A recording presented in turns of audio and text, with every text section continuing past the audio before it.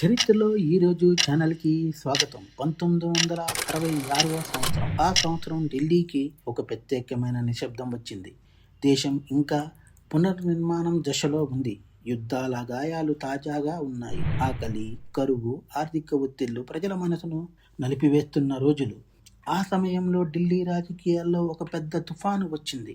దేశాన్ని నడిపించిన ప్రధాని లాల్ బహదూర్ శాస్త్రి అకస్మాత్తుగా కన్నుమూశారు. ఒక్కసారిగా దేశం దారి లేకుండా నిల్చుంది. రాజకీయ నాయకులు కలవరపడ్డారు. కాంగ్రెస్ లో చర్చలు మొదలయ్యాయి. ఎవరు నాయకత్వం చేపట్టాలి అని. అందరి చూపు ఒక పేరు మీద పడింది.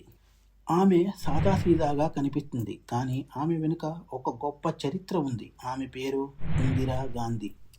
ఆమె కళ్ళల్లో మృదుత్వం ఉంది, కానీ ఆ మృదుత్వం వెనుక దృఢత్వం దాగుంది. ఇందిర చిన్నప్పటి నుంచే రాజకీయాల్ని దగ్గరగా చూసింది. ఎందుకంటే ఆమె తండ్రి జవహర్లాల్ నెహ్రూ. నెహ్రూ ఇంట్లో పెరిగిన అమ్మాయి అంటే సౌకర్యం కాదు, అది దేశ చరిత్ర మధ్యలో పెరిగిన పిల్ల. కాంగ్రెస్ పార్టీ లోపల పెద్ద చర్చ జరిగింది. కొంతమంది నాయకులు అనుకున్నారు, ఆమె ఆడది, మౌనంగా ఉంటుంది, మన మాట వింటుంది. కానీ అది వారి తప్పు అంచనా. ఇందిర అలా నించుంది. తల వంచలేదు, బలహీనత చూపలేదు. ఆమెకి తెలుసు, ఇది పదవి కాదు, ఇది దేశం ఇచ్చిన బాధ్యత.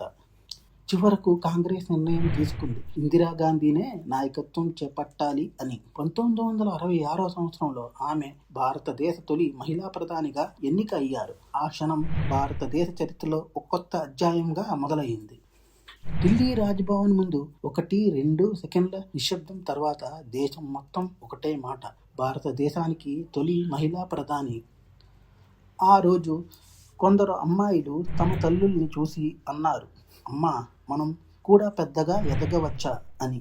వాళ్ళు అమ్మలు నవ్వుతూ ఇలా చెప్పారు, అవును బిడ్డ, ఇందిరాగాంధీ చూపించింది కదా. అందరూ ఆమెను బొమ్మ ప్రధాని అనుకున్న కాలం చూపించింది ఆమె ఇనుము మహిళ అని. 1966వ సంవత్సరంలో మొదలైన ప్రయాణం తర్వాత దేశ రాజకీయాలను పూర్తిగా మార్చింది. ఇందిరాగాంధీ ప్రధాని అయింది కేవలం ఒక మహిళ గెలుపు కాదు, భారతదేశంలో మహిళా శక్తికి గుర్తింపు వచ్చిన రోజు.